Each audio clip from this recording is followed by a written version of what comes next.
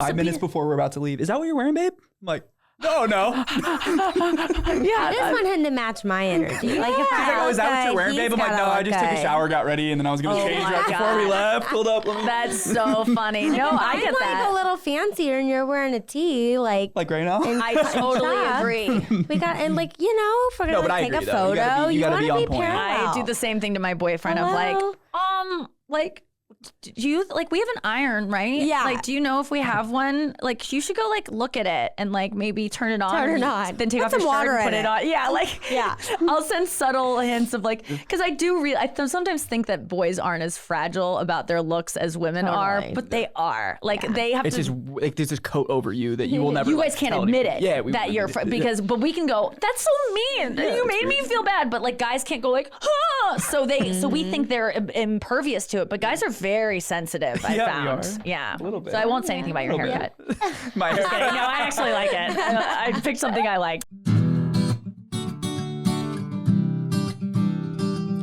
If you want to hear about St. Louis, tune into the Bucket List Show weekly. Hear what Marissa and Luke say. It drops every Wednesday. Got a dope new guest every single week. Buckle up for the ride. Who's it gonna be?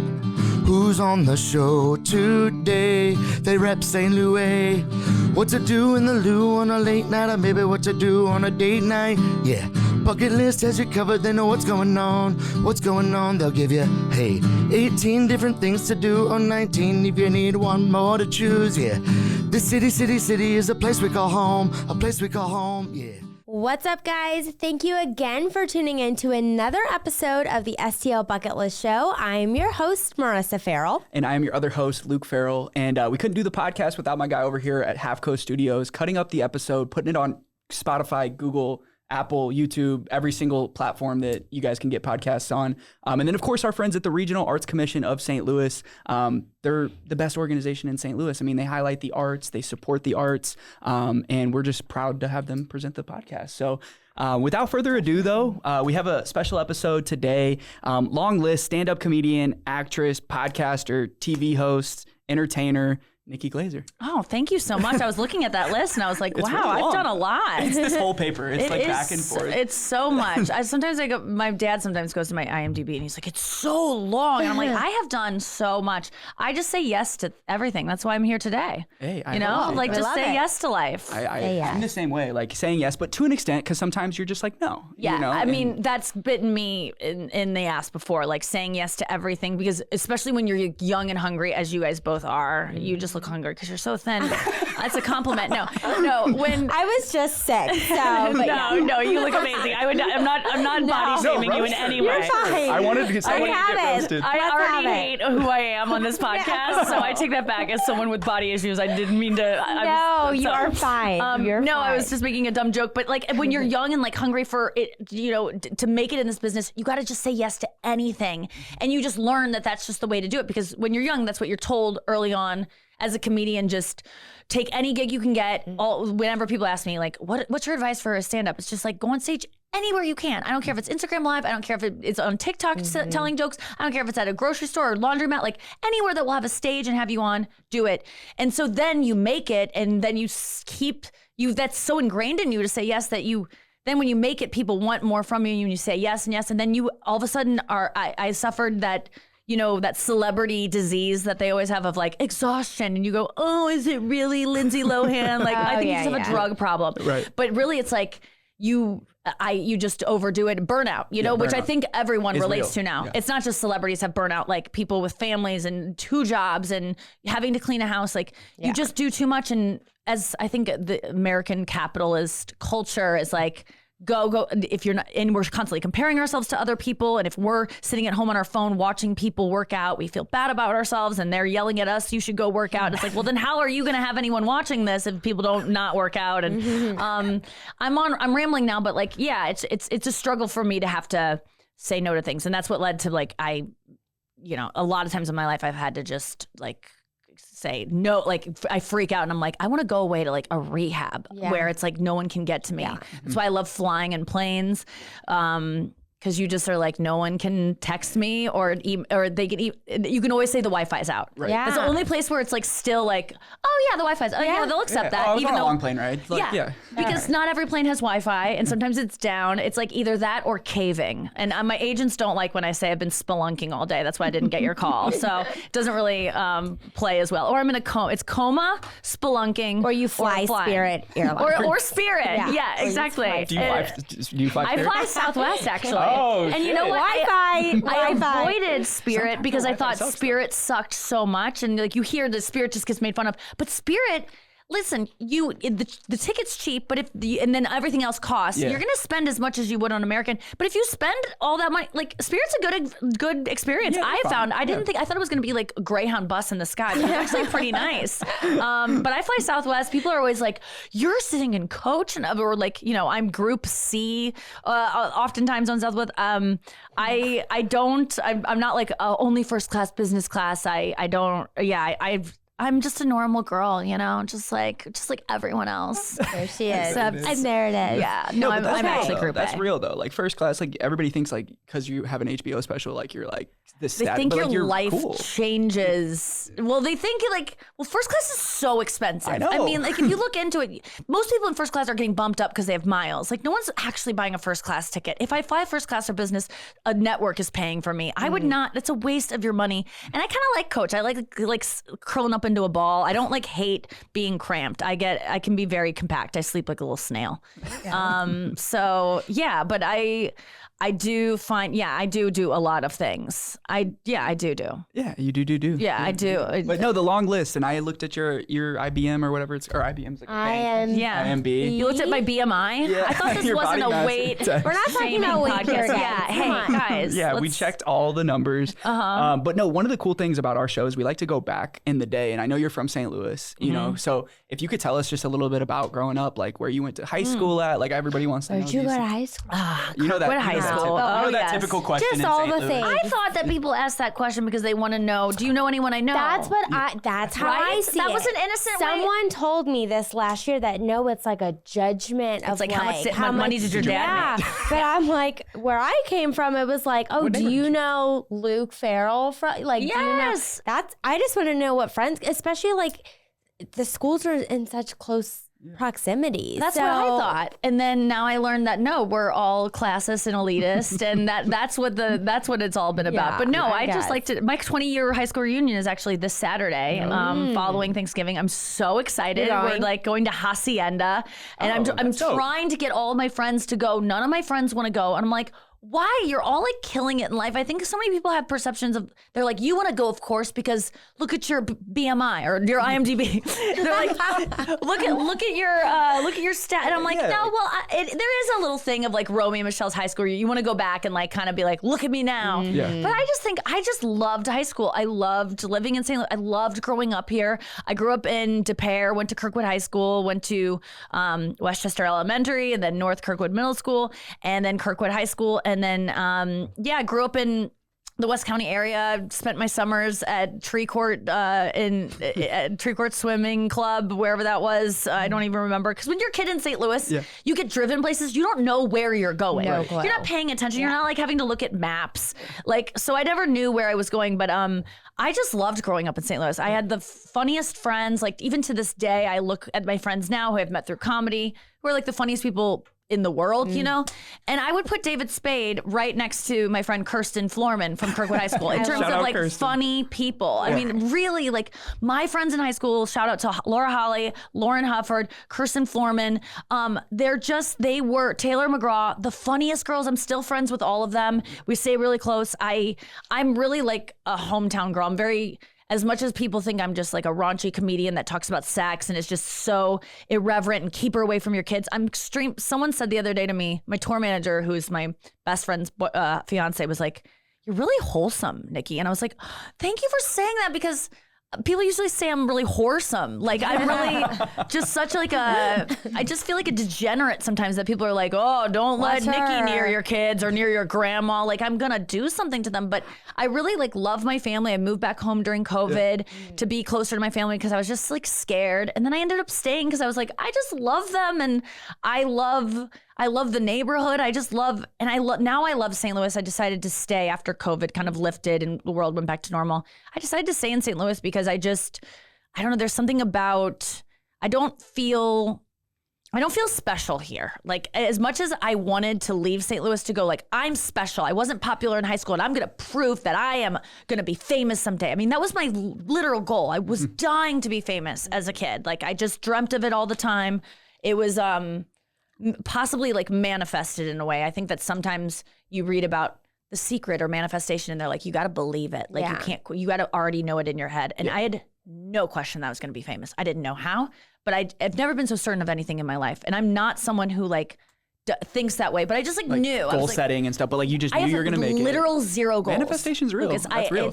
It is real. Yeah. And so I look back and I go, oh, I accidentally manifested this because my friends used to go, you think you're going to meet Dave Matthews someday? And I go, yeah, because I'm going to be famous and we're going to be in the same sphere. And I ended up meeting Dave Matthews and using the word sphere a lot when I met him. And he was very scared. But I was like, I told my friends I was going to be in your sphere. And I ended up, but as much as I wanted to get out and become famous and be like, see, you didn't appreciate me in high school and I was talented and you didn't put me in plays and da-da-da. And then I get out and do it. I felt the need to go back because I realized that shit doesn't matter. And I know that someone recently said about becoming famous, and I'm hardly as famous as the person who said this. It was probably like Jim Carrey or someone like that. They're like, you'll never know that it isn't. I think it was Matthew Perry in his new book. You'll never know that fame isn't it until you get it, because like no one can convince you like that seems pretty rad. You get and there are great parts of it. I still pursue it. I still want to get more famous because it means money, it means safety, it means love from strangers, all these things that still mean something to me. But I do like St. Louis because St. Louisans just they're not impressed as much as, you would think like, oh, I'm going to go back to my town. It's going to be like Garden State. Like I made it like everyone's going to be like, whoa, she's famous and she's here. But no one gave a shit. Not no one, but it's just they just don't treat me any different. Yeah. And I think there's something nice to that because I don't treat myself different. Even though I've made it, I'm still Nikki Glaser from high school who's like kind of like felt like I didn't really stand out. I don't see myself that way. And it just feels nice to go back here and be like, yeah, that stuff wasn't really making me happy. And I don't really I don't want to go everywhere and be like, is everyone recognizing me? Like, I don't think about it at all. If someone recognizes me, I'm always like, oh my God, that's so nice. I forgot that I was even on that thing. Like, it's always what I was going to ask me. You I'm sure people know, like they obviously know and they see you, but like you said in St. Louis, they're like, oh, it's Nikki Glaser. Like, that's cool. Mm-hmm. Like, it's not like in LA where they're like, oh my gosh, like you did this. Like, what's your accomplishments? How long's your list of accomplishments? In LA, you would think they would be a little bit more jaded because there's so many famous people around. They care so much more about that. They're more like, oh my God. But here, they're just like, if that mattered to me, I would have left and gone to LA. There's times where it happens where people be like, oh my God, I just saw you at HBO last night. Yeah. My boyfriend and I were watching it. And they'll kind of be like, huh. But it's not like, oh my God. Oh my God. It's not that, even though I love that response too. Like, I love every kind of like. Are you a fangirl too to other people? Like when you see like certain people, like who was like the one, like you said. Dave Matthews was a huge one for me. I mean, that was like my high school identity was like loving Dave Matthews. Conan O'Brien also was another huge one for me. And, I absolutely can't keep it cool. It makes me feel, it's great though, because now I'm at a level where there are people that come up to me and go, you're my Taylor Swift, because now Taylor Swift for me is that. Okay. Like I don't want to meet her again. I met her before I was a huge fan. And now I'm like, I don't want to meet her. I don't want to, she doesn't need my energy coming at her. Like it'll be too much. I don't need her to calm me down. You're like a top 10 fan in the world though, I heard. I'm going to say top 2% of Taylor Swift fans, like for sure. And at 38, like with a life and a career, like a lot of my time is dedicated. That takes a lot of dedication to be that big of a fan, to have all of midnights plus the 3 a.m.s memorized within a week of them coming out with, I'm not like, I'm going to like. And you have met her. I've met her one time in 2013, and it was before I was a Swiftie. I just randomly got invited to her concert, and then when we went, I didn't really know what she, I knew like Love Story and You Belong With Me. Oh, I had like her first CD, The Country. You did? Oh, yeah. Oh, wow. I'm trying to think how old I was. I were want to so say sixth young. grade because I'm 27. Okay, so you were I think that was young. sixth grade. Middle school, Yes. elementary school. Maybe even younger. Teardrops on my. That does seem younger. Yeah, I think you were probably younger. It was probably 2008. Okay. So whatever that is to you. 14. You'd been 13, so like 6th grade. Yeah, 6th. That's so cute. But that is, I remember when she first Reading came the out. cover, like reading all the lyrics on my boombox. First experience with her was that the reason I know it was 2008. I was living in LA. I had moved out there right after college. I graduated in 2006, and I was out there and really just roughing it out. Like, and I had a roommate who worked on the, I guess, Warner Brothers lot. She was an assistant to some exec, and she went to an Ellen taping because her friend was in town. They went to an Ellen taping. And she came home that day and was like, there was this girl on, and they gave her her calendar, and it was Taylor Swift. And I had this Taylor Swift calendar, I remember, on my coffee table, and I would just look at it and go like, who is this like nuthead? And it's so funny to me because my life, I would pay like probably $5,000 for that calendar now. You know what I mean? Like I would, that's a collector's item, and I was just like eating on top of it, spilling my oatmeal on it. Like, and now I'm like, it's just so funny the way that works. So yeah, I met her as like I remember that night being at the Red tour and just going like, this is impressive. And like, there's something really cool about this, but it didn't latch me. I think 1989 came out. I don't know why this is turning into a Swiftie podcast, but 1989 came out, and I think it was Blank Space. Yeah. And it was I Knew You Were Trouble When You Walked In, like that, like, and I was like, I think when Taylor grips you, it happens because your life is lining up with, you need her songs to get through something.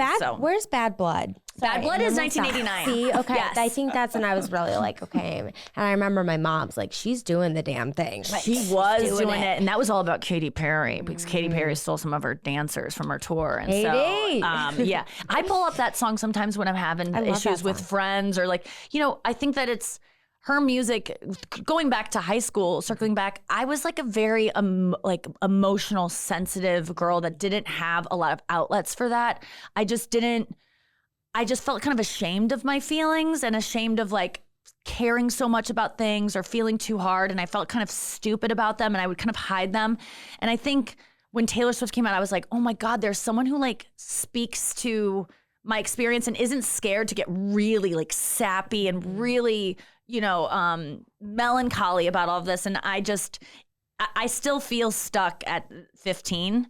At that age, I think all the therapists I've been to have been like, I tell them about my fears I remember when I was dating again, and it was during the pandemic, and I was like, I'm scared to go on a date because I'm scared that this guy really likes me already. He's like sold. And then I'm scared if I go on the date that I won't be attracted to him, and then I'll feel bad.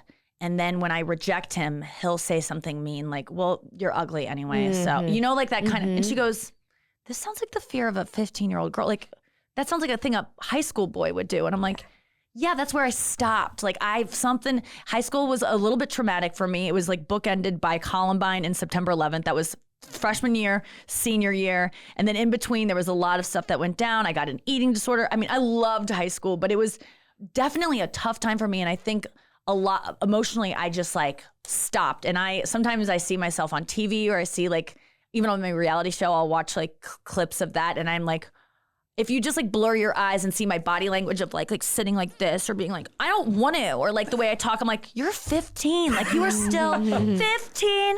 Somebody tells you they love you. Okay, but I was just listening to that last week. It really does. Yeah, but So that's why you're so excited about this high school reunion. Yeah, I'm like, I was just saying that to my friend last night. I'm like, I'm still 15. That's why I'm excited. I have the enthusiasm. I'm glad that I still have the enthusiasm of a high school student, and that I'm still like, get excited about some things and want to talk about boys and gossip and like, and still like Taylor Swift on a level that like high schoolers mostly have this time in their life to like obsess. And like, I have pictures of her on my wall. Like, my bedroom looks like a teenager's. And as much as I'm a little bit ashamed of that part of myself, I think that I staunched it so much back then. I don't even know if that's a word, but I just put it away so much back then because I was ashamed of it. It was like too not cool to be like that I just, I'm celebrating it now. But St. Louis really brings it out in me because this is where I grew up and my parents are here. And, you know, being around your parents, you fall right back into like your old habits of being a teenager. Tell us about your parents, about the fam. They have a huge impact on you, it seems like. I mean, we just from your moved here when in 1989, 90, like that Christmas,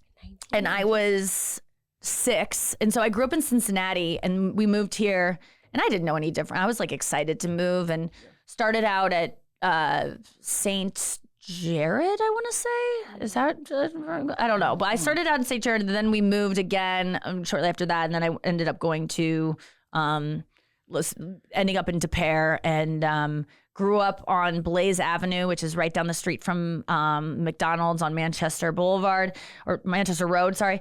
And we got McDonald's opened up like right after we moved in like maybe a year or so after. And it was like, it's right there. Like, and that is the most exciting thing as a kid. And they had a new like playground they built. Oh, yeah. Untouched, clean. And we were the first ones to go in the ball pit. And it's like, that's the only time you can go in a ball pit is if you're the first one. That's exactly it is right. A germ They don't factory. even do ball pits It anymore. was It's so like one of those exciting. things. And I grew up in they don't? I don't know. Probably not. I don't think because of McDonald's even parents. does. McDonald's doesn't even They do do playgrounds. have, no, they have the play Do they? things inside. But they're like Yeah, they- hypoallergenic. Oh my God. They're organic. Yeah. Organic playgrounds. Yes. So it was just so exciting. And like, you know, neighborhood kids we just like roamed the neighborhoods, went like in the creeks and like just like had run of the neighborhood. And it was still that time where parents weren't like so obsessive about your whereabouts and you kind of like could Like just the like street lights came on and you like And came then you home were and like, checked okay, in. I Like, guess can I I- stay out longer? Yes. Sure, whatever. It felt like a different time. It was the best. I really, you know, as a comedian, people often think, oh, there's some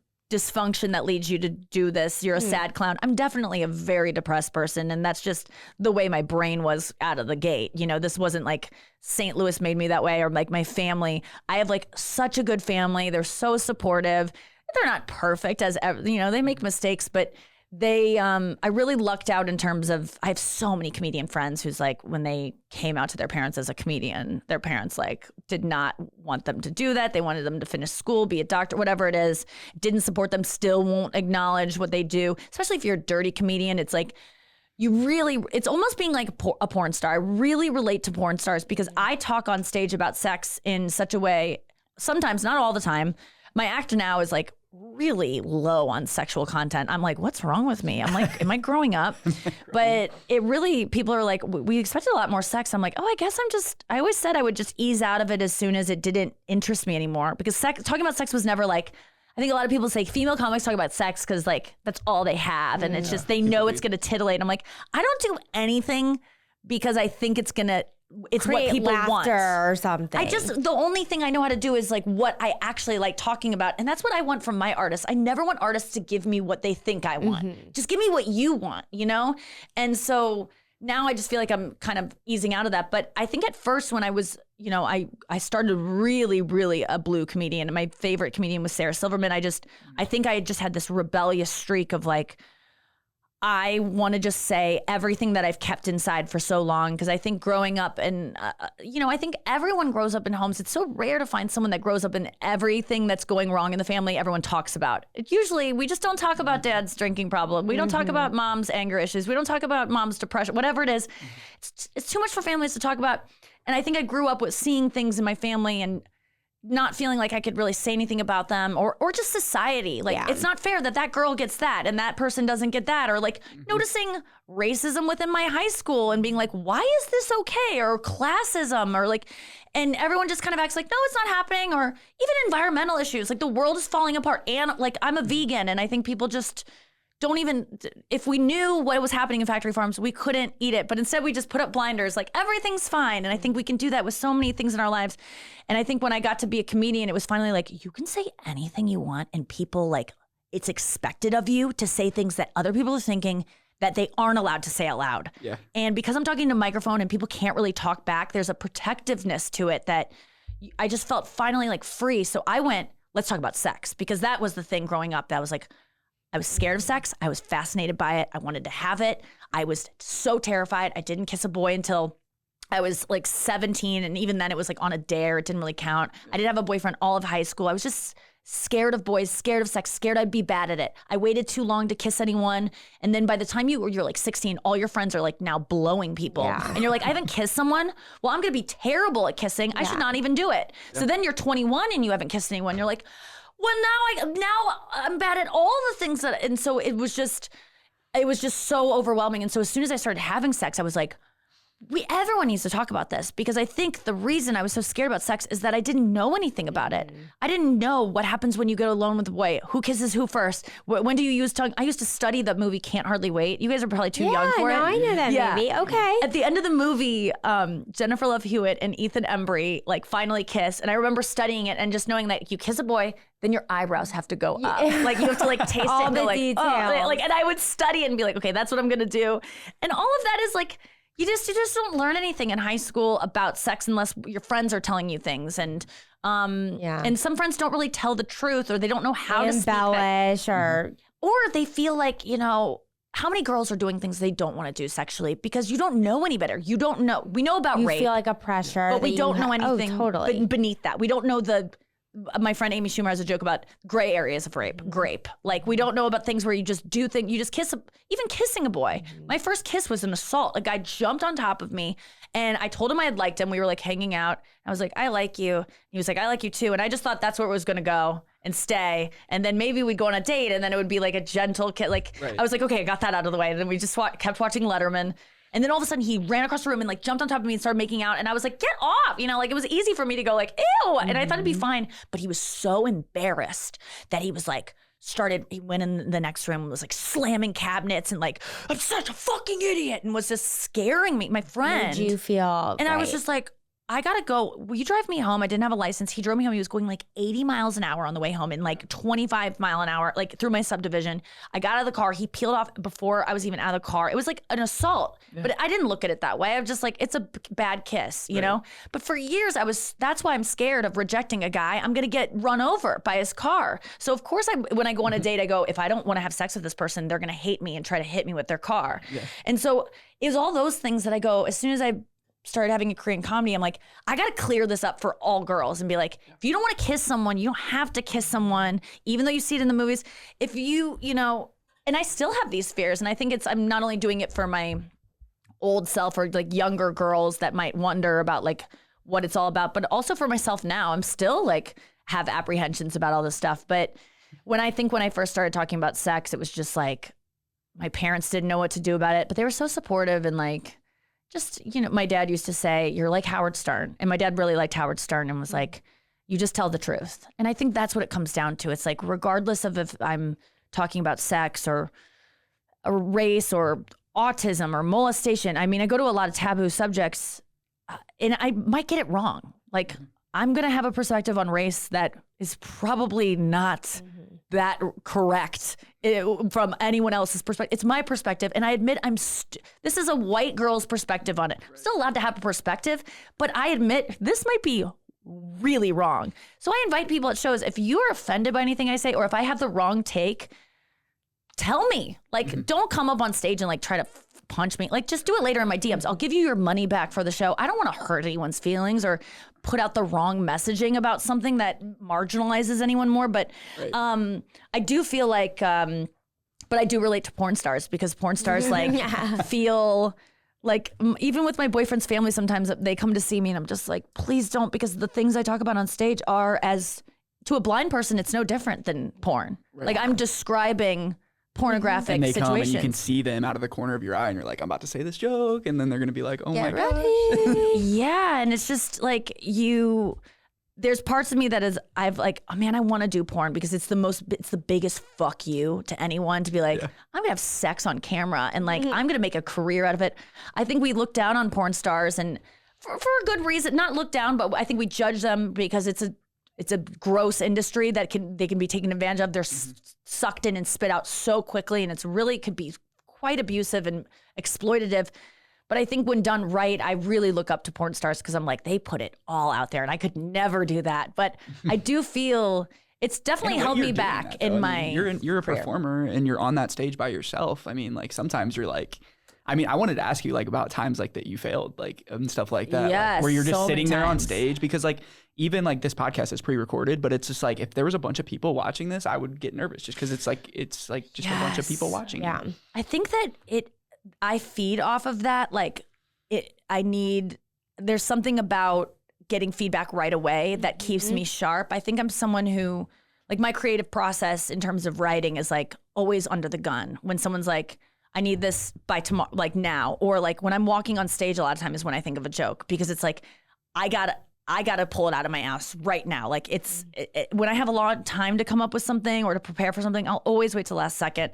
And so I think that I thrive with an audience as much as it is terrifying. And I think most people would, but they're just scared to put themselves, you could totally do it and you would probably thrive in that setting, but you got to figure out how that is benefiting you. And I think now I look at it like I'm learning guitar right now, for instance, and it's something that's really, I feel so left behind. I feel like being in high school and everyone's kissed everyone. Like anyone who's my age and plays guitar, they're really good. Yeah. And it's just not something you pick up as a 30. When I picked it up, I was 36.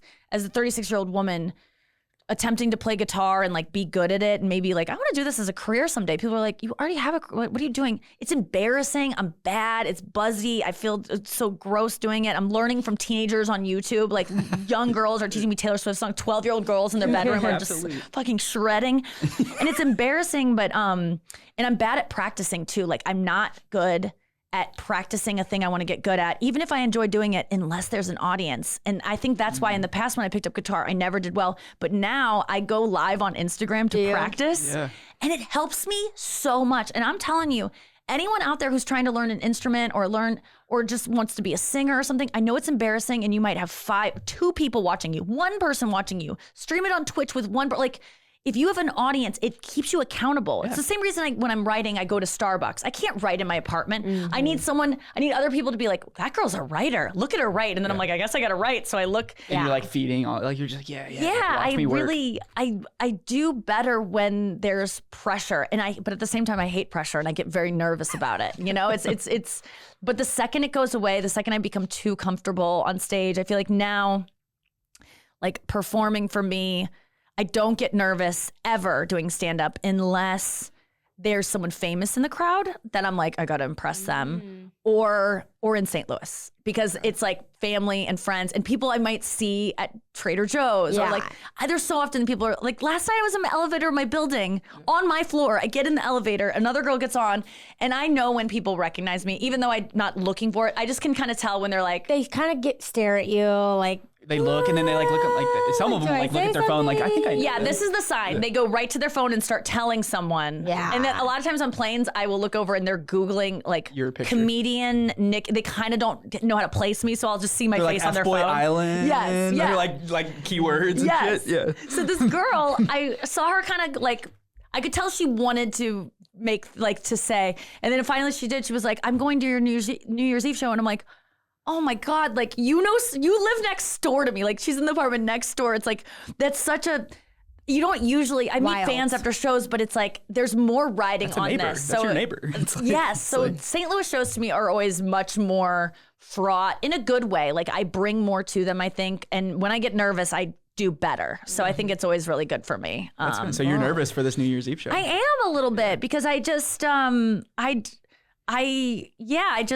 because I think that there's also a part of me that's people from high school maybe, or just people that are like, this girl lives in St. Louis. Like, who does she think she is? Like, maybe judging me a little more harshly. Yeah. And that comes from me being a person who judges people harshly. So I think everyone does it to me. Yeah. Like, sometimes I don't post things on Instagram because I'm like, oh, someone's gonna like screenshot this and like send it to all their girlfriends and be like, Nikki thinks she's so hot. Like, look at her put her leg out. You've done that. And then the only reason I do that is because I do that to people. It's like, it starts with me. I'm the problem. It's me. But to go back to Taylor, but it's wild to be 38 and still feeling, and to have all these successes and to still feel in some ways it's not enough. How do I keep this going? I mean, you get it. Like, you have like one thing where you're like, yes, I did it. I got this thing. We got this many followers. I thought at this point that's all I wanted. And it's like, nope, next Never. 50,000 or Never. whatever. It's like, it's What have you done for me lately? It's always like, and like I'm like a person where it's like, oh,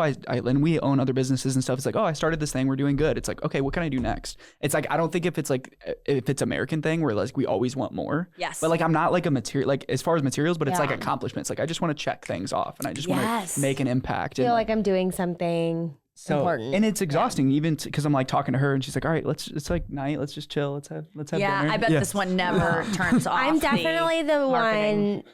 I guess it's just, it depends. Cause like, yeah, it's work. Like for me, when I'm at home and I like, yesterday was my birthday and I'm like grading and he went to go get dinner and he comes home and I'm working. He's like, put the computer away. I'm like, just let me finish She was this. grading Like, papers and shit. yes. I mean, whatever. Like, you got to get it done. You want to get it done. This birthday thing, I don't people know. sometimes you watch like I was watching Bachelor in Paradise, and they're like, "But it's my birthday. You can't break up with me." It's like, bitch, life It's a continues day. on your birthday. It's okay. Life still goes. No, like, it's when someone birthday to lie months with now. you. Girls are doing birthday Oh, months. It's I'm my doing a birthday month. year. You're doing a birthday year. and it never ends. It goes on to the next. No, but I relate, and being an English teacher, like that is such. I'm fascinated by teachers because it combines what I thought I wanted. Like, so I was an English teacher for just one summer. I taught high school English to Korean American students. So they're all like second generation Americans. So they've been there, but their parents are all immigrants. And in the Korean school system, you don't stop for the summer. You just go right into, you don't year round school. There's no breaks. And so they would just send their kids to what would pretty much be a high school in the summertime. Yeah. And I was an English teacher for that. And I was like, oh, this is great. You know, at the time I was doing stand-up, but not successfully yet. And I was like, I get to perform. I love English. I feel like I'm good at it. And I love kids. I love high school. I love the way these kids think. I want to mold their minds. But man, it is, the thing that I didn't get from it that I think I sought was like recognition and like, good job. Like I want a grade on my paper. I want someone. And I think it's oftentimes, my sister's a teacher, a high school teacher, Spanish. It's such a thankless job. And how do you deal with that? Like, what are the most rewarding things about That's so funny because especially like we had school today and yesterday and now we're on Thanksgiving break. And I actually had my kids, I'm like just 10 minutes of time at the beginning of class before we start our lesson. We're doing Lord of the Flies right now. I was like, I want you guys to pick a teacher and write a letter of gratitude. Like thank someone who has, we've been here since August. Like someone has done something nice for you, given you grace, like just write a letter of gratitude. So I had them all do that. And then I put it. Nice. So that's just something, I'm like, not even me, like anyone, just write a letter because how great we're is tired that? and we need that right now. You both gave them an assignment that would help them because showing gratitude helps you. Like whenever you write a thank you note, you feel better. Yeah. But then also teachers need it so bad right now because they're getting hit at from the administration, the students, and the parents. Parents are no longer on teachers' sides. Yeah. And so what tricky. a great idea. Yeah, just something, I'm like, we're all tired right now.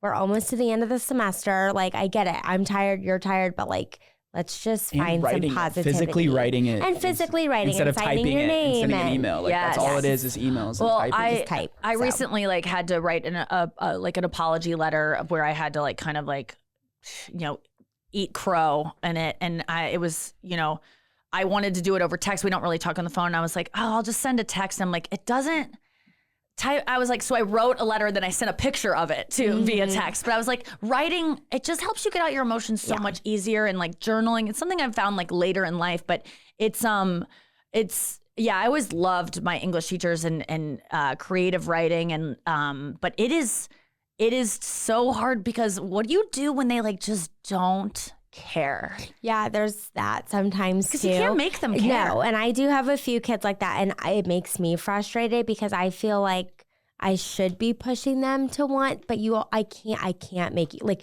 you have to look at the wins elsewhere. Like, who are the other kids who are connecting and getting it, and even. I have kids like that now, and I'm like, I am struggling because I'm like, what do I do to get you to want to do this? But you know what? If I can even get them to do one little thing, I'm like, I'll take that. Yes. One little thing, that class period. Great. okay, that's a win for you. You did a little something. We really good. interacted. Yeah. I remember But it's hard. that same struggle of like, I just didn't realize there was some, and of course I went to school. I saw kids that just didn't give a shit. Yeah. And like, And they're not going to love it like we do. Absolutely not. Or appreciate it. Like, they didn't see the value in trying. They didn't see because you don't know their home life. Like they can come, there's so much of a story there that is beyond the classroom that I think Totally. most teachers understand. I was too young at the time. And I just remember being like so frustrated, but you're right. The kids that do care don't get any attention then because you're constantly trying to get these kids who are just don't care at all because you think you can save them. And that's a big mentality too, I think, for some teachers is being the savior complex of like, I'm going to be like Dangerous Minds and like turn these kids' lives around. I know you want to. Save You want to everyone. be like the teacher in like the movies that like Yes. gets them all onto the side of wanting to learn, but it's not the reality. No. But at least like if I can't get them like in terms of content, like at least like checking in emotionally, like I will pull a kid and be like, Nikki, what is going on? Like I am honestly concerned. Like you're That's so not doing nice. anything. Is there something I should be able, like even just having that conversation, I'm like, I do care. Like I care about you as a human being So first. nice. Yeah. And then the we best. can She's get the the best content. I'm not the Thank best God teacher, you're a teacher, but because that really I do does love what I do, matter. so. The one that's great because the one teacher that I do still like, I'm like in love with her. Like I think I'm like a little bit gay for her. Like in high school, I was just obsessed with her, and she works with my sister now. My sister's teaches Spanish at my old high school, and cool. it was my French teacher, Madame Kalfas. She just. I was terrible at French. I was in AP French, but I took it because I just loved her. But I was really bad at French, and she just liked my care. She cared about me. Yeah. She asked me about me, and you could tell she just saw me outside of just being a French student. Because if she would have just seen that, I would not have been her favorite. I would have not have been someone she paid attention to, and it really mattered to me. But it's I remember that brief time I was an English teacher, the one victory I had, it was at one point the students were calling something gay. You know, this is 2008, so it was quite a different time even then. And they were calling someone gay or something gay. And then I was like, I just kind of go, who here thinks being gay is a choice? You know, I just did a raise of hands. It's like everyone, right? And I just go, okay, so what happens when you are gay? Do you think that's a good experience to go through in high school? Like, let's talk about like what happens to kids who come out as gay, and they talk about like the bullying. And I go, do you think you'd choose that? Do you think you would choose that life of being an outsider and having you all think they're weird and that and by the way, none of that is true. And I really hammered it home, and I stole it from David Cross. David Cross is a comedian. He had a bit about like, you know, who would choose that? Like, why would anyone think being trans or gay is a choice? Because when you stand to lose your family's love and affection, like you break it down like that and you're like, of course it's not a choice. And then once you're able to see that it's not a choice, then you can have some empathy because we can all identify with things being out of our control. And I remember at the end of the year, they had some kind of like, or at the end of the semester, they had some kind of thing of like, what did you learn in this class? And one student who was my biggest problem with that, of like calling things gay, was like, they called me Nikki Teacher because it was a Korean prep school. So they're like, Nikki Teacher taught me that being gay is not a choice. And I was like, I'm done. Dangerous Minds. I'm out. Drops the Pfeiffer. clipboards. Exactly. clipboard. So funny. Yes. I was so happy. But I think that's like, you know, what I try to do with comedy is kind of just like when I heard that David Cross do that joke, I'm like, that perfectly gets people who are already I was already on board with gay being not a choice, but I didn't even think about it from that lens. And that totally dismantles the way you think about things. And I think that, you know, even my friend today was having issues like with jealousy with her boyfriend. And she was like, you know, he's never going to cheat her. This guy loves her more than anything, but she is having jealousy issues. And I was thinking about it and I was like, if you could, would you want him to never be attracted to another woman the rest of his life? If you could just do that. And she's like, yeah. And I go, that would mean there's something wrong. He wouldn't be attracted to you then. It would mean like, so he's colorblind and now he can't even see you. Like you're in black and white to him too. Like my boyfriend, it's about integrity. He's not going to cheat on you. He's always going to be attracted to other women. He can't turn that off. He's a man. And if he wasn't attracted to other women, he'd be sick. There'd be something, you should go take him to a doctor because his body would not be functioning. If you break it down like that and say, it's not about you being okay with him being attracted to other women. You have to just make peace with that because that's never going away. It's about you trusting that he's not going to cheat, like that he has integrity, that he's attracted to other women. And is honorable. But what he likes more is having integrity. And that's the thing, like the only thing men like more than new pussy is having integrity. Men love being like, thank you so much for not fucking other women. You are a fucking knight. Like guys love that. They really get off on it more so than like whatever a new lady will give them. So I think it's things like that have made me able to switch my mindset. And I think that's what so much comedy and good teachers can do. Like one little nugget and you go, whoa, my whole world opened up. Like Louis C.K. has a joke about air travel. And he's like, it's a famous thing he did on Conan first, but he was talking about how he's on a plane and the guy next to him was just like, is right when Wi-Fi came out on planes. And the guy next to him's like, this bullshit, it won't even work. And he's like, this thing that just was invented, you're already upset with. Yeah. Right. And also, so first of all, it has to go to space. Give it a second. I feel like I've heard this before. Yes. Yeah. And also with air travel, he's like, and people go, oh, I was on the tarmac for an hour, and then we didn't take off for another 20 minutes, and then we were delayed, and then we landed, and so he goes, you know what it used to be to fly to get cross country? It would take years. A couple of you would die along the way. Right. Now you take a shit and watch a movie, and every time my flight is delayed, everyone in the gate area starts going, oh God. And I go, I am so happy I live in a time of air travel where it's going to take me 11 hours instead of 6 on a bad day. That's still so much better than the Oregon fucking Trail. Yeah. And it's like, that really, I've not once since I heard that bit ever complained about. I mean, I've been like annoyed, like, I might miss this show, but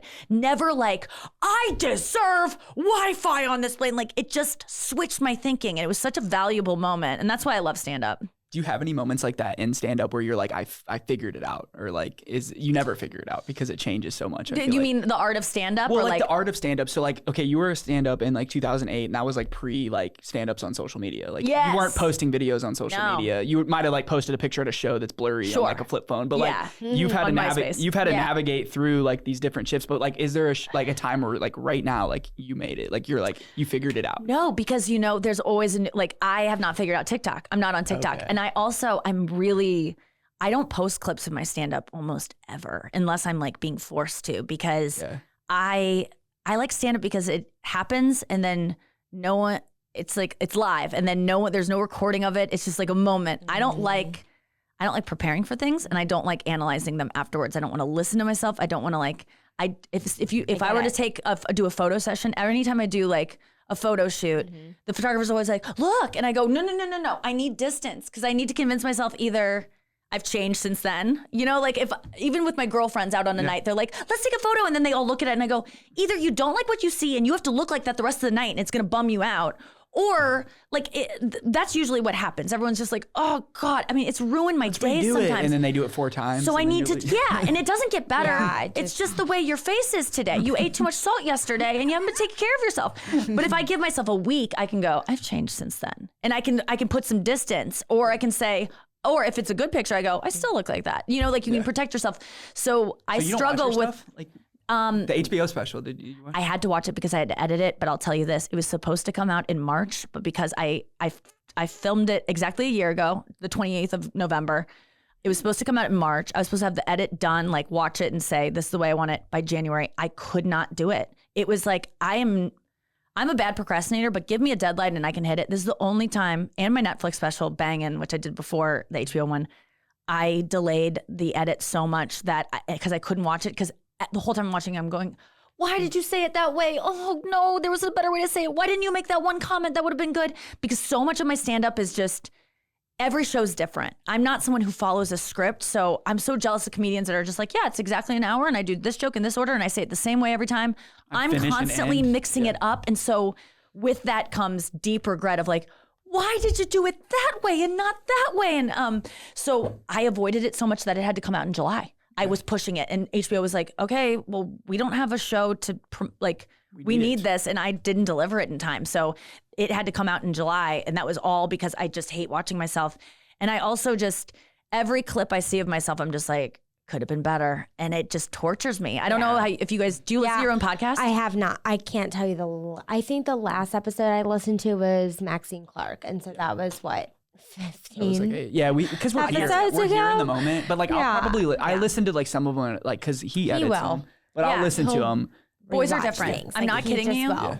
And it's not always boys, but like male comics is the same thing. They love watching clips of themselves. Not that you love it. It's No, I do love it. I do love it because we do create love it, it. and I'm like, it's something we created. But like, I can get that because guys are That's like, somebody shared my success. story, and they're like sharing all the stories of Yes. everybody, and they watch every clip all the way through. I don't know what it is. I can watch myself on mute, but I like watching I'm like, myself. oh, my voice. Oh my But my gosh. voice I'm with sorry my- you have to hear me sound like that. Yes. Like, I was horrible. just thinking how good your voice. As I was watching you, I was like kind of picturing closing my eyes and hearing your voice and being like, Oh "Oh my my gosh, gosh. she has such a good podcast it's voice." so high pitched so good. and whiny. No, I feel I like, feel the and I'm same. like, ugh. My mom the other day was on my podcast and she was like, I hate my voice. And I go, welcome to being a human. No, I don't think Celine Dion likes her voice. Like no one likes the sound of their own voice. So just know that that's completely normal. But I think I would be much more successful if I listened to my stand-up afterwards. I mean, the best stand-ups listen to their set right afterwards. I'm not kidding you. I probably have 2,000 sets on here recorded. Every time I do a set, I record it. But you never listen to it. Never have listened to it just even have it, once. just I in just case. have these in case I die.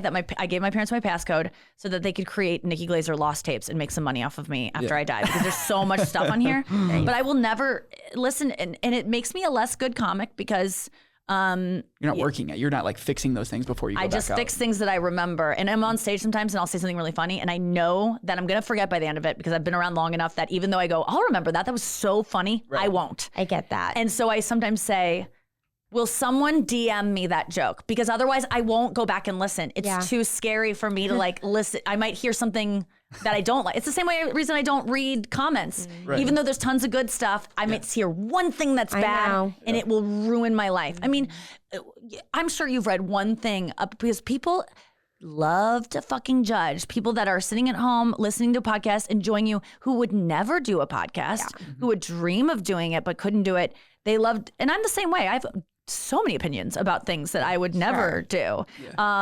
And even though I know the experience of being someone on the other side and being like, that person doesn't even know me and they're judging me, I'm still doing that too. So it's hard to get mad at people when they write But me are and you stuff, writing but it though? Like you might be judging it, but like, I've are never you written a paragraph of like taking down someone on an Instagram comment. Okay. And if you're someone who does that, you need to look at your life. And I don't think I those agree. people are buying Totally. tickets to shows. So I try to remember that those people don't leave their homes. Yeah. Those people are miserable. They are stuck in a situation that like anyone that does that is I've been that person before thinking those things. And when I'm thinking mean things about other people, I am in a deep state of self-loathing. It has never have anything to do with them. It's like always what is going on in my mind. So I try to have empathy for that person and being like, clearly they hate themselves because they're throwing it up on my page. And also they're not coming to I'm not like losing someone who would have bought tickets to my No, show. That you're person not. needs to spend their money on therapy, not tickets to see me at the Stiefel Center on December 31st. There you go. Don't even be phased by it. Yeah, it's hard though. It's almost impossible. I feel like I am totally like, You are? what the fuck ever? Like I Really? just, Good for yeah. you. Like I don't know. I think so much of that. Did you have parents who like loved you and told you that all the Yes. time? Okay, I there think we a go. lot. I just like my mom was so strong and like she just exuded confidence. And like you look at that and you're like, I want to be that.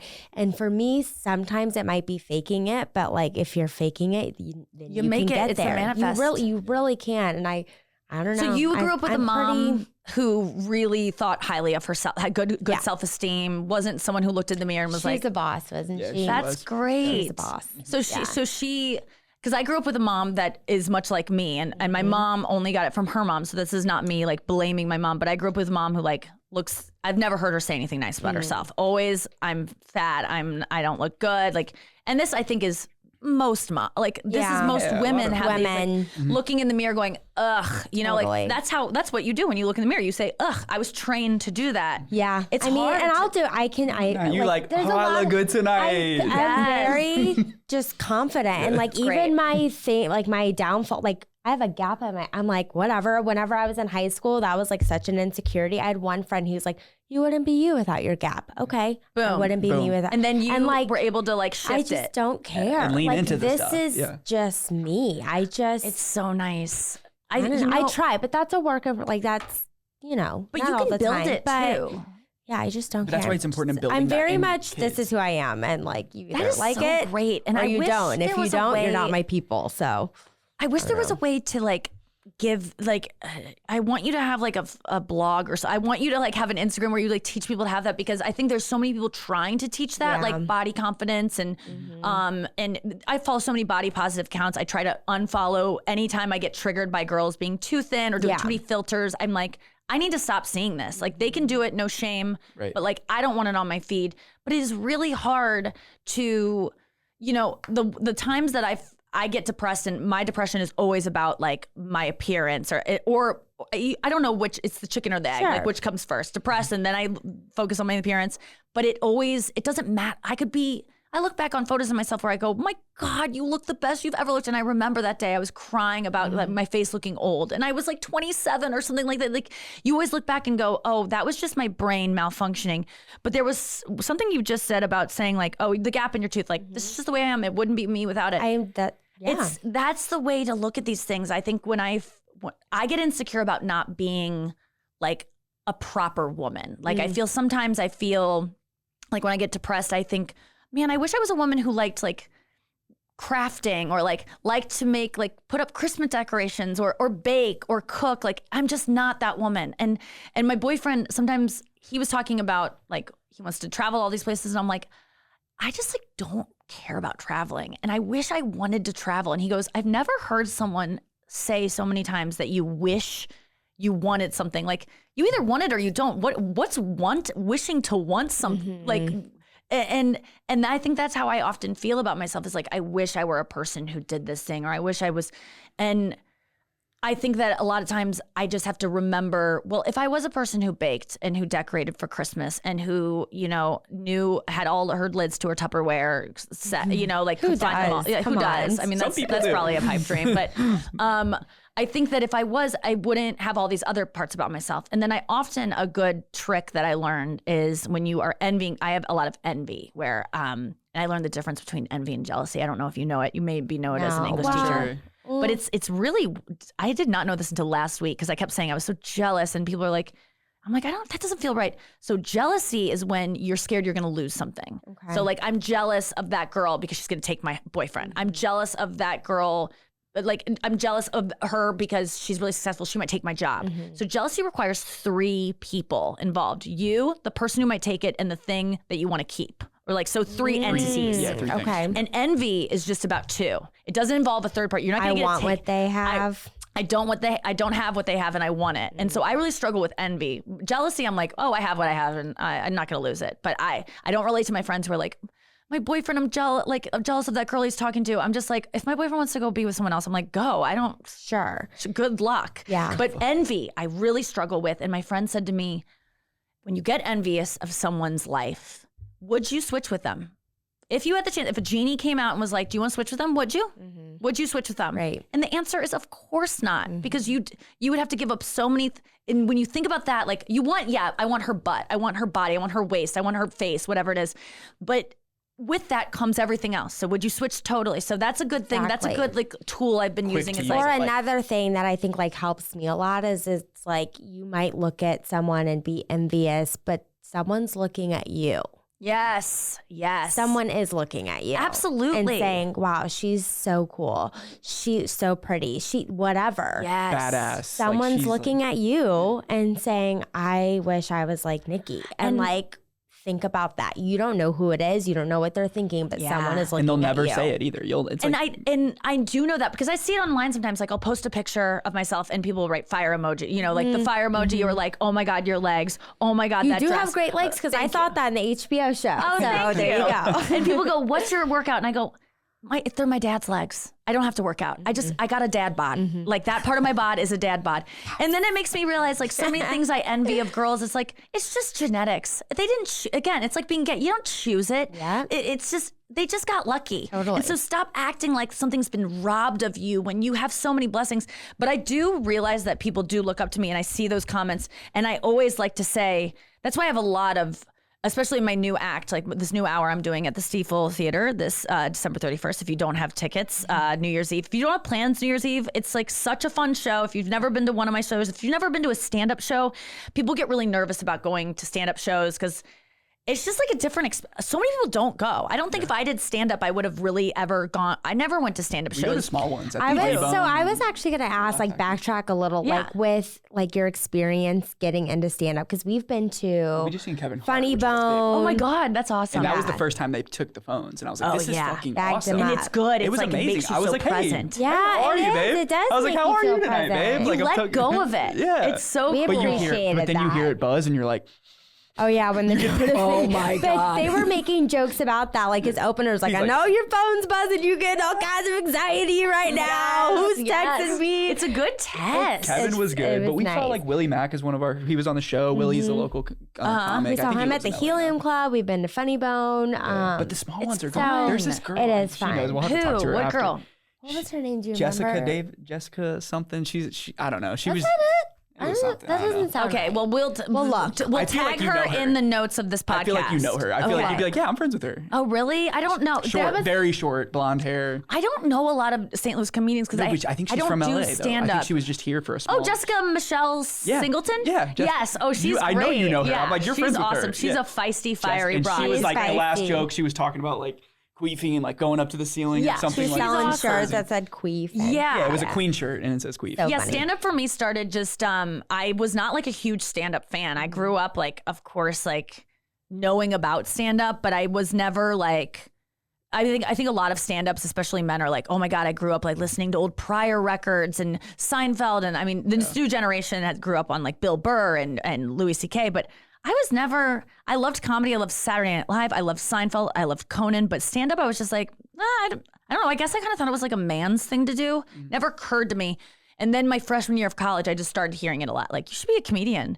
And I, at that point, kind of gave up on dreams of being an actress or like a singer. I wasn't that good at those things. It's too competitive. And I just was like, I guess I'll just like kill myself someday. Like, I was really depressed too. At the time, I had an eating disorder and I was just like not doing well. And I was like, I do not want to be a mom. I don't think I can handle being a teacher. Like, I wanted to be famous. I wanted to perform. There's nothing for me to do. I've tried it all. Like, I'll probably have to kill myself someday. I remember just being like, this sucks. Like, I don't want to die, but like, I don't know what I'm going to do. And then people started telling me, you should be a comedian. And I was just like, okay, I'll try. Like, I've never even considered that. And then I Googled it and I saw Sarah Silverman. And that was when I was just like, oh my God, this is like, I liked writing. I liked comedy. Yeah. And the problem with acting for me was like, I didn't like doing other people's material. I didn't like being characters. I never really, I liked it because it was performing, but I was like, there's something missing. And I was like, oh, I get to be myself. And that's what I've really thrived at is just, I'm really good at being honest and myself on stage. And I sometimes I'm like, that's not a talent, but it is because people, especially in Hollywood, it's all about like fake. And so if you're someone who can go on these shows and just say it like it is and like talk about like, oh, I have pit stains or what, like just be a little bit more real. Like it's a breath of fresh air in these spaces. So that's what I loved about stand-up was So just that was your inspiration. That was Sarah. my inspiration was Sarah Silverman. And then also. She was just here a couple weeks Yeah, ago. was she? did the Oh, yes, she did the Comedy- Flyover Fest. Yeah. I love her. And that was at the same theater that you were at. Yeah, she was at the Stiefel. She was my first inspiration. She was just someone that would say things on stage, just shocking, but she was still adorable. She has a Hulu commercial too, right? About the foot pics when she gets canceled. She's like, she has a Hulu commercial out right now. Oh, right. And she's like, I need to sell foot pics for when I get canceled or something like that. Foot. Yeah, foot pics. 'Cause she's like, I'm gonna get canceled. Oh, definitely. Yeah, foot pics. I mean, that is nice that we always have that to rely on when the world goes to shit. Like if I get Have you been canceled, I still, no, you know, yet.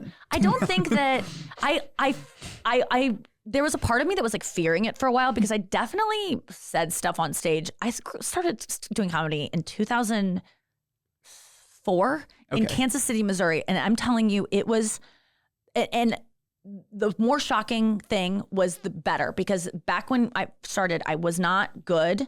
I didn't know how to write a joke. And so instead of getting silence, it's better to get them to go, oh God, like that's a reaction. So you would say something outlandish. So I would say disgusting things. And always ironically, like anything I said that was like, you know, could be described as like racist. It was playing a character that like is racist. Like, you know, obviously this is ironic, but then irony is lost a lot of times, especially with stand out of context. It looks like you're just saying something racist. Yeah, or they clip like, it and they're like, oh, and a lot even Sarah Silverman got in trouble on her show for wearing blackface. And I'm like, and she had apologized for it. And I go, no, she was playing a character that's an idiot that thought blackface was appropriate. So we're apologizing for playing idiots. Yeah. Like I get it being like, if you misinterpreted that as like not satire, but so I look back and I go, oh my God, And it's been getting some of harder the for you things. guys too. Like even like stuff like Kevin Hart wasn't able to do the show because they pulled tweets from so long ago Yes. and stuff like that. And At first I was like, yes, I love cancel culture. Fuck these motherfuckers. Me too. Like you are gross. You get canceled. Like you have bad, you marginalize people. You're gross. Get them out of here.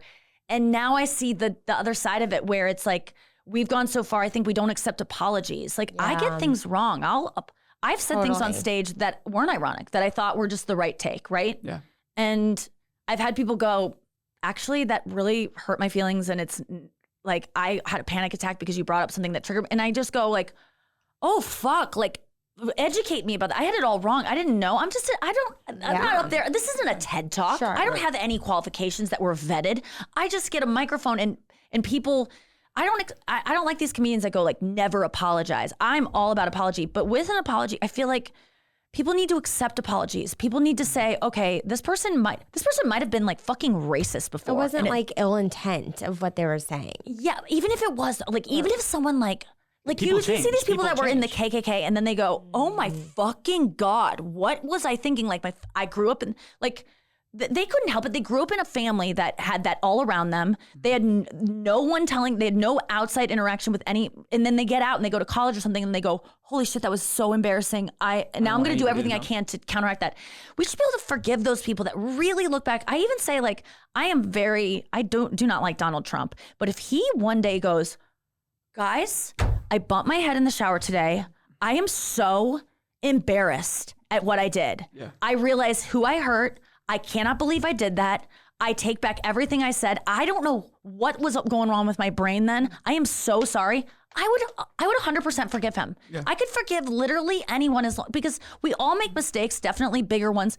But I think a lot of times people go, that person's just trying to get their career back. And it's like, I see that. Some people give empty apologies and you go, this person doesn't mean it. You can. Yeah. See But it. sometimes it can be both. Sometimes someone does want their career back and they also see that they're sorry. And I think we should be able to see both. So I always think if I ever get canceled for anything I did, I know in my soul that I don't want to hurt anyone. And I have some bad thoughts sometimes, but I truly, at the end of the day, I've had to look inside myself and like all these thoughts where I go, am I a bad person?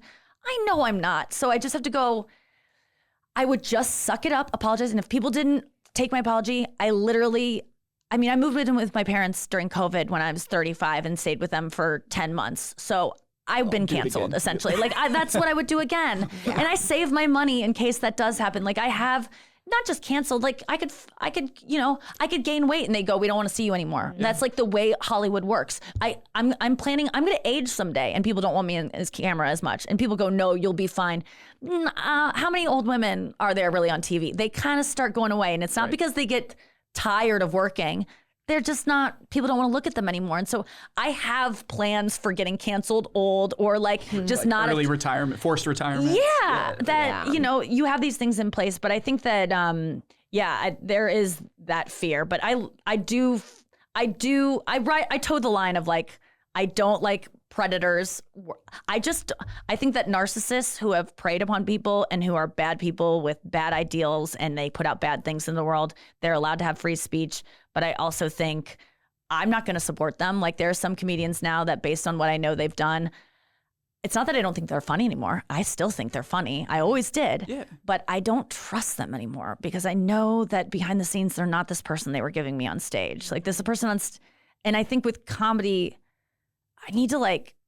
I just want you to tell the truth. And when I find out you are Complete opposite. disgusting to women behind the scenes or like a lot of actors I find out like being in Hollywood long enough, you start to hear like who's horrible and you go, her?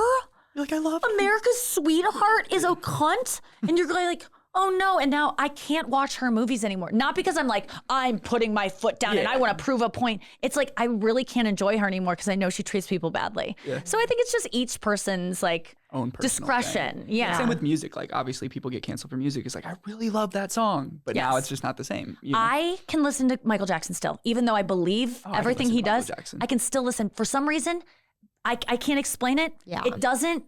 when I hear Thriller, I don't think about him with little boys. I you know, like the jokes are there and I can separate it. But someone like for me with Chris Brown, I was never like originally Chris Brown, so I can't separate it. You knew before, like it was a different thing. I like don't even know what it is. What about R. Kelly? R. Kelly, I'm fine. You like, used to, but I don't. That doesn't mean I'm condoning what he does. But I still can't. And Chris Brown, first of all. By the way, I love the song With You, and I love No Air. I love all the good old ones. I mean, the one he did for like a spearmint commercial that was like was a viral video. This Christmas one was good. Yeah, The Christmas dude, movie, there's no question he's talented, but I couldn't. Sure. I can't listen to him anymore. But and then there's some. I can't describe what in my brain lets me listen to some people and others. Yeah. It's just. It'd be weird if I was someone who I don't know. I don't want to miss out on stuff that I like if I can compartmentalize it. But I think a lot of people would be like, how could you listen to Michael Jackson, not Chris Brown? I don't know. My brain, I can't explain it. We can't explain the way what we like and what we don't. I guess I think that it comes down to the acceptance thing again of like, that's just the way my brain is. Yeah. Like I just have that's what I'm saying. A gap in my tooth, and it's the way I am, and I'm glad I do. And it's like Michael Jackson's good. By the way, your smile makes me want them to put a gap in my tooth because you make it look so good. I mean, I would never even focused on it, but when you said it, I was like, oh, that's like you know the Regina George thing of like if someone like makes it look good enough. Not that that's a thing that would not be good to have, but it's like you want if people have confidence with it, you can. Anything doesn't looks matter. Good. It's so cool. Thank God for confidence.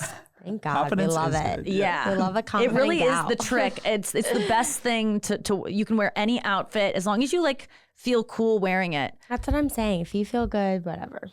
And men, I think men out there sometimes get really discouraged about, you know, they have a small penis or they aren't as tall as they'd like to be or successful or have as much money. But if you really love yourself, there was a guy I fell for years ago that I couldn't understand. He was not my type. He was just never someone I would go for physically. Even like being around him physically, I was just like, oh, this guy's my friend. Mm-hmm. And one day I like mocked his outfit because it was ridiculous. He was wearing just like all this jewelry that just didn't fit his whole look. And I was mocking just jokingly because we were friends at this point. So I was just like, oh, it's cool that he was wearing like this turquoise like jewelry with like sterling silver. And I was like, oh, so you and my aunt in Sedona share a jewelry box? That's cool. Like, how do you guys, like, do you just send it back to each other? I just made some dumb joke like that. And I was just like, what is with all this jewelry? Like, it's ridiculous. What, are you from New Mexico? Where did you get all that? And then he just was like, I like it. And I was in love with him instantly. This guy, I'm not kidding you. I became infatuated with him because it was just this. He was wearing a ridiculous outfit, but he was so confident and like secure that he liked his like jewelry. He didn't go change. He's like, all right, I'll change, babe. Like, you weren't even dating. You guys were just friends. But he's like, oh, you really think it looks bad? But okay. I'm not kidding you. I went from being like those rings are disgusting to like I want them inside me in a heartbeat. And that's the power of confidence. So anyone out there that feels like, oh, I could never get that person, like confidence, if you're really able to, and that's the thing, you can't really fake it. Yeah. You got to believe it. So you got to like work on yourself. And that takes so much work. Sometimes we play around, like we'll wear like something like crazy. I feel like I've said something to you where I was like, oh, what's good? Like, well, like we always like compare stuff to like eras or movies. I'm like, oh, what's up? Like this person. Cause they like will look like that person. Like that. I'm trying to think of that one thing you wore on your, I don't even know. It's yeah. like You'll say something and she's like, well, I don't know. She's like, I don't know. Like, she's like, what? Like that person doesn't look good or something like that. Nah, I'm thinking but the like second someone will tell you like, look like if someone makes fun of my outfit, even if I like, if I'm having a little bit of like, oh, I'm wearing this new thing and I don't know if it's like cool or not. Yeah. And someone says something like, what are you wearing? I'm done. Like, I want to take it off. I've spent so much money on it, but I'll never wear it again. Yeah. But if I really like something and I'm secure about it, people can say whatever they want. And I'm like, I like it. Like, no question. But 5 minutes before we're about to leave, is that what you're wearing, babe? I'm like, oh, no. I just want him to match my energy. Like, if I is that what you're wearing, babe? I'm like, no, I just took a shower, got ready, and then I was going to change right before we left. Hold up. That's so funny. No, I get that. I'm like a little fancier, and you're wearing a tee, like right now? I totally agree. We got, and like, you know, if we're going to take a photo, you want to be parallel. I do the same thing to my boyfriend of like, do you like, we have an iron, right? Yeah. Like, do you know if we have one? Like, you should go like look at it and like maybe turn it on.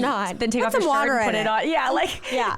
I'll send subtle hints of like, because I sometimes think that boys aren't as fragile about their looks as women are, but they are. Like, they have It's to. just like there's this coat over you that you will never. You like, guys can't tell admit anyone. it. Yeah, we that won't you're admit it. because, but we can go. That's so mean. You made me feel bad. But like, guys can't go like, ah. So we think they're impervious to it. But guys are very sensitive. I Yeah, we found. are. Yeah, A little bit. So I won't say anything about your haircut.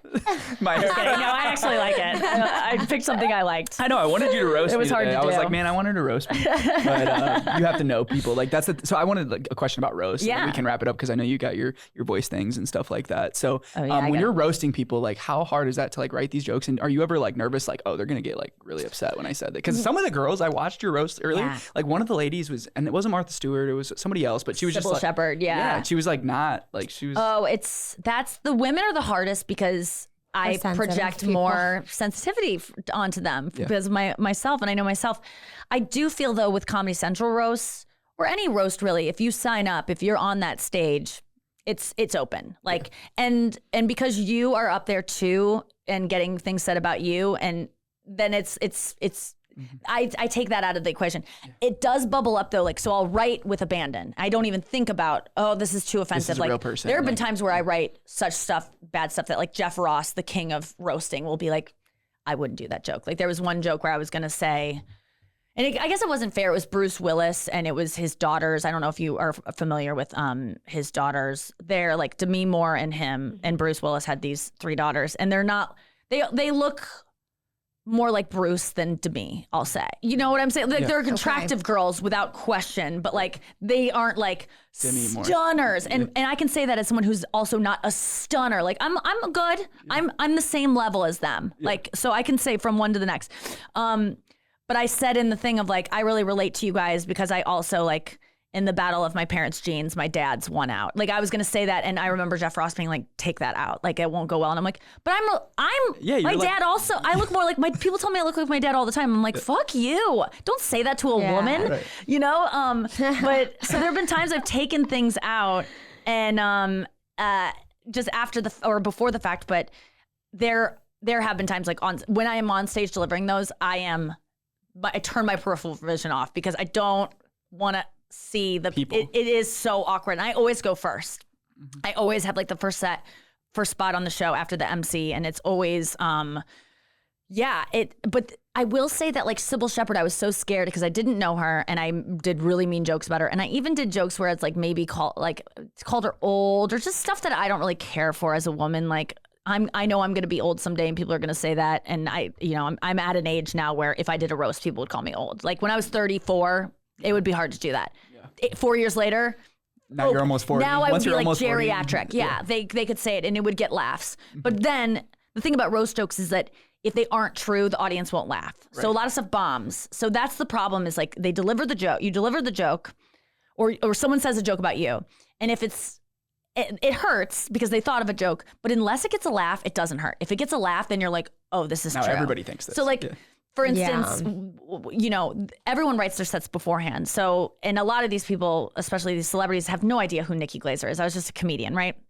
And so they wrote jokes, or they had the writers. The roast has a whole writers room that helps these celebrities because these celebrities can't write jokes. Yeah, and they're like you said, they're like they don't know everybody. Like everybody knows Bruce Willis. Yes, So Bruce it's Willis easy. didn't know who I was at all, you know, and people go, why are you on this? You don't know him. And it's like, because we need actual comedians on this. And Bruce Willis doesn't know comedians, okay? Yeah. So, but it would happen that they would have a joke. I remember one comedian Dom Herrera had a joke about me not being funny. Like, they said she's a comedian. Like, if there's something about me not being funny, but I just performed and I killed. And so it wasn't true. And the audience was just like, Fell flat. and he goes, and no, actually, it fell flat. An actor did a joke like that. It fell flat. And then I saw Dom Herrera get up, and his jokes are on the prompter. And I saw another joke come up about me not being funny. And he goes, keep going. He like skipped it because he knows it's not going to work. But so then that feels good to me. I'm like, oh, good. They're not laughing at me not being funny. And then they say that I have no ass or that I look like Owen Wilson. And then the place erupts and you're like, okay, well, maybe I'll look into some plastic surgery then. Like it really did fuck with my sense of it hurts. There's no question that the jokes don't hurt, but there's It's about, the next day you wake up kind of just like sore, like and then you kind of, the jokes kind of reverberate in your head. And that was the first time I kind of looked into like, I'm going to start getting filler and Botox and stuff. Like I want to go to a place and just like fix some things because they pointed some things out that I only thought I saw about myself, but it turns out other people see it and you just go, oh, so it does. I just got asked to do one and I turned it down because I'm just too fragile with my looks right now in terms of like being 38, seeing things start to kind of like fall that you just never thought when you're young, you just like don't think it's going to happen. And you start to see your neck this kind of goes down and your eyelids get vaginal and like you just like start looking and you go, oh, and I don't think I could handle it. And I told my friend who asked me to do one, I was like, it wasn't a Comedy Central one, but it was a big thing that they're doing. And I said, I don't think my ego can handle it. I just think they're going to be too mean and I'm just too vulnerable right now in a state. So it does take. But you did say no. A lot. I'm proud of you. I did say no. It was really hard. Thank you. I did say no. And it's not hard to to turn it drugs. down. But yeah. Not to drugs, but it's hard to turn it down because, like you said, like it's fame and money, or not. I don't know. Yes. I don't even know if that's even a good Totally, thing. it is. Oh, it is. It is. I There was didn't so know, much like, if money it was and there 'cause was there's so many much people. fame around it, and there was this like I want to keep my title as like queen of the roast. Like I want to, but I just looked at it like how this could backfire for my mental health, and it just wasn't worth it. So it definitely. But writing roast jokes is so fun because you just let your mind go to like high school bully where you just, and I get into like that another thing, a toll on my like mental health because you can't think anything nice about anyone. Everyone you look, when you're writing roast jokes, Are you just have to looking think around, like looking at pictures of them or like yeah, Googling I put them? pictures on my wall. I was instructed by roast writers, like the best thing to do is just have pictures on your wall of them and just like, and usually the first thing you think about someone's looks is the funniest. Yeah. Like just the thing, like this, like I remember calling Dom Herrera, if you Google him, Dom Herrera, Irrera. I just said, oh, Dom Herrera's here. Look at you, you sleepy potato. And people always remember that one because it just was so exactly what he looks like, but it was the simplest thing, you know? And then other jokes require a lot of precision. And so but it is about putting your mind in trying to think of the thing that they may not even know about themselves, or they only have thought about themselves.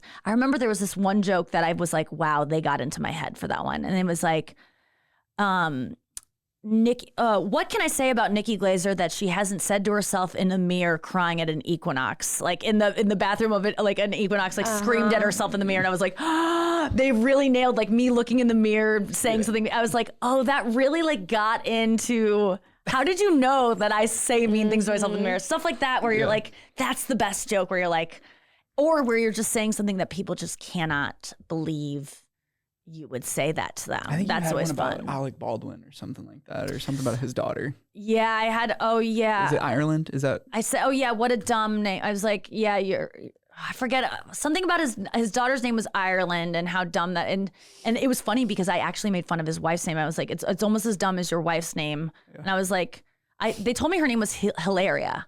Yeah. That's who I asked for pronunciation, and I was like, is it Hilaria? And he was like, Ilaria. And I go, oh, this is stupid. Like in the moment. And then it came out that like a year and a half later, it came out that she like made up that her name's Hillary and she made up that name. And it was this whole thing of like, she has this bogus name, this bogus identity as like a Spanish woman when she's really just a white woman from like Boston. So was it? And so I was like, it was a little prescient of me. Like, no, I just go, oh, it's so stupid.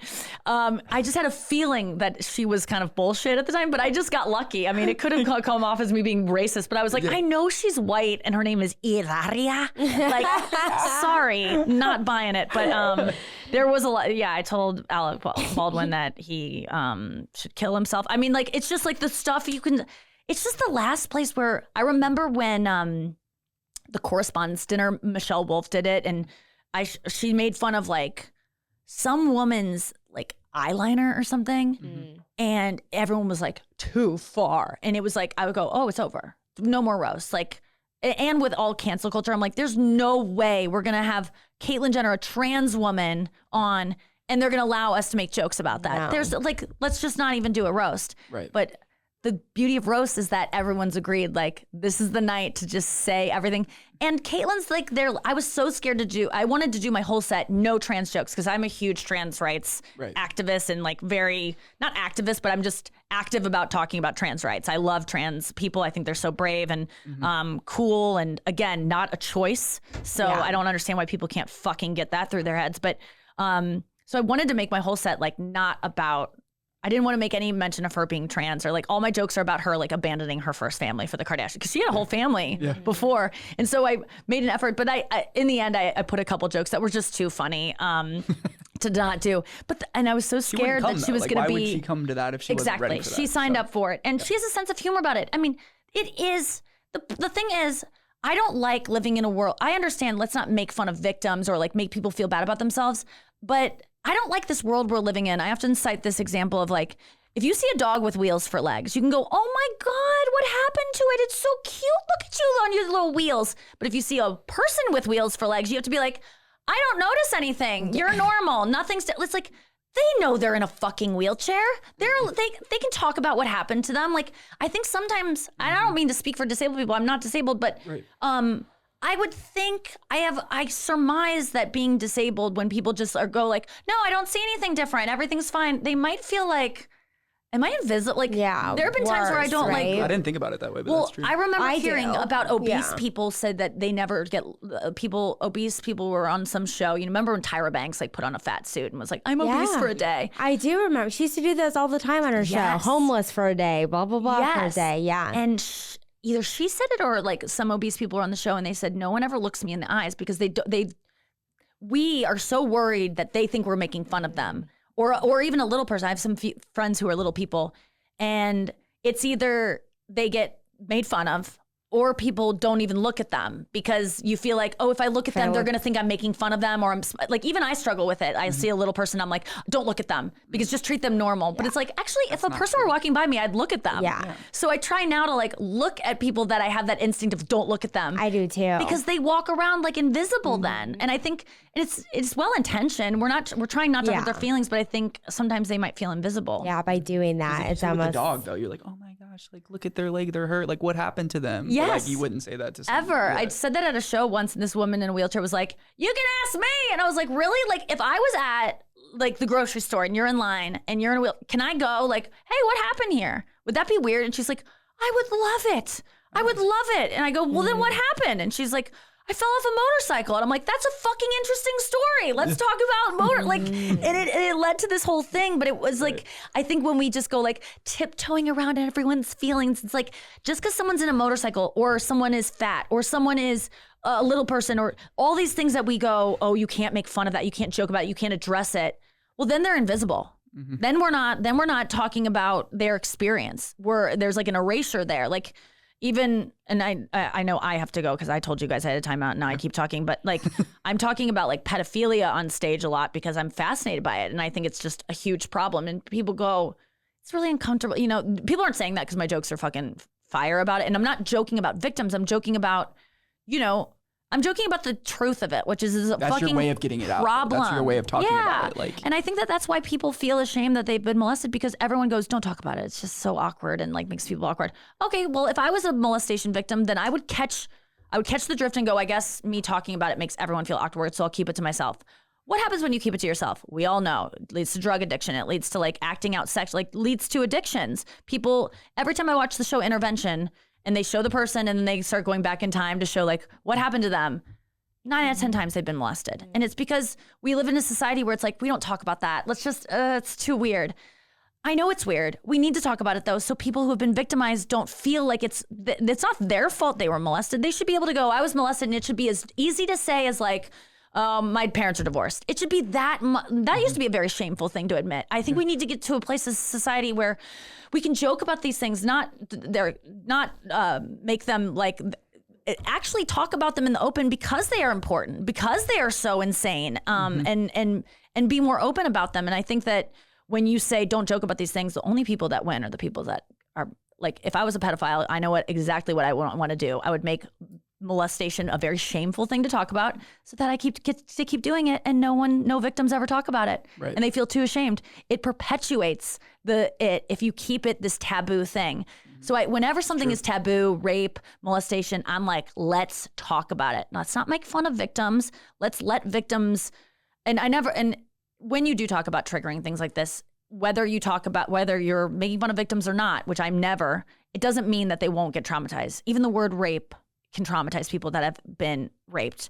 And so I acknowledge that those things might be difficult to hear or to hear a comedian talk about. But I just think that if we normalize things and talk about it more in the open, when it happens to people, they'll be more likely to go, hey, this happened to me and this was fucked up and I'm not going to struggle with it on my own. And the beauty of talking about things, that's why like I struggled with suicidal thoughts for so many years before I talked about it, because I just thought it's too weird. No one else struggles with this. No one else.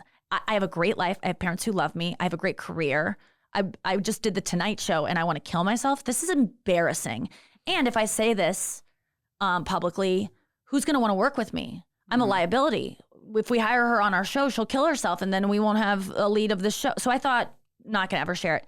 And then the second I did, because I just was like, fuck it, the outpouring of people that were like, I think about killing myself too. And I have a family and I have a success and I'm rich and all that. Or I think about killing myself. And even if your life is shit and you like, so many people think about it. And that, by sharing that thing that I thought was just me, I was like, so many people feel this way. And it's not my fault. I'm not like, it just is showing up in my brain and it let other people feel good. And it made me feel bad. It's for me too. I mean, It's not just me being like, I just want to help people, but these things help me as and that's well. Just a huge weight off your shoulders. You're like, okay, now I can like move through my life and like feel, try to feel better. But yeah, it was because you can't struggle with these things on your own. And I think that not alone. Yeah. and just hearing that other people that you ascribe, they're so normal to someone looking at me and going, she probably isn't suicidal. I mean, I would guess that about myself. If I looked at my own Instagram, which I do sometimes, and I go, God, she's killing it. I sometimes get jealous of myself on Instagram because it's all such bullshit on there, even when I'm trying to be honest. Right. And so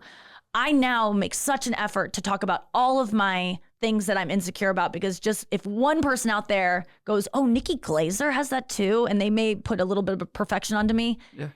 Oh man, it's so freeing when someone like Selena Gomez's new thing, like documentary, her talking about bipolar. It's like, that's got to help so many girls that are struggling with similar things. It's like, we need people to be more open and take risks talking about the things that happen to them that aren't their fault. Yeah.